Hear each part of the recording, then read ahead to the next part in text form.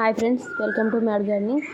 ఈరోజు చిన్న టిప్ చెప్దామని వీడియో చేసామండి. గోంగూర మనం ఎక్కువ తీసుకోవాలి, ఎక్కువ పొందాలంటే ఒక మొక్కన్న 2 మొక్కలున్నా ఇంటికి సరిపోవాలంటే ఎలా కేర్ తీసుకోవాలనేది నేను మీకు చెప్తాను. ఈరోజు సమ్మర్లో గోంగూర అనేది కొంచెం పెరగంగానే మనకు ఆటోమేటిక్గా విత్తనాలు అనేది వచ్చేస్తాయి. ఎక్కువ ఆకులు కోసుకోవడానికి వీలు ఉండదు. ఉన్న ఆకు అనేది ముడత వచ్చేస్తుంది. మనం ఈ టిప్ ఫాలో అయినట్లయితే కనుక మనం 365 డేస్ ఒక సమ్మర్ అనే కాదు ఎప్పుడు గోంగూర అనేది వాడుకోవచ్చు.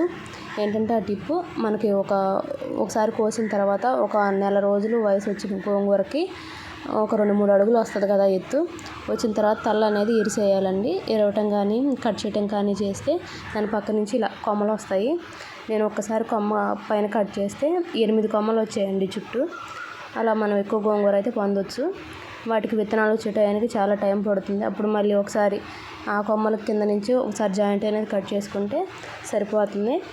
మనం పెద్ద ఆకులు విత్తనాలు పెట్టాలి, ఆ విత్తనాలే వాడుకోవాలి, మొక్కలు రావాలనేది వెయిట్ చేసుకునే పని ఉండదు.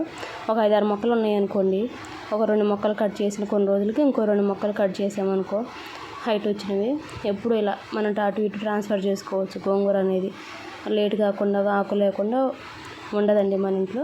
ఇదే టిప్ మనకి ఈరోజు. ఈ చిన్న టిప్తో మనం 365 డేస్ గోంగూర కోసుకోవచ్చండి. Thank you.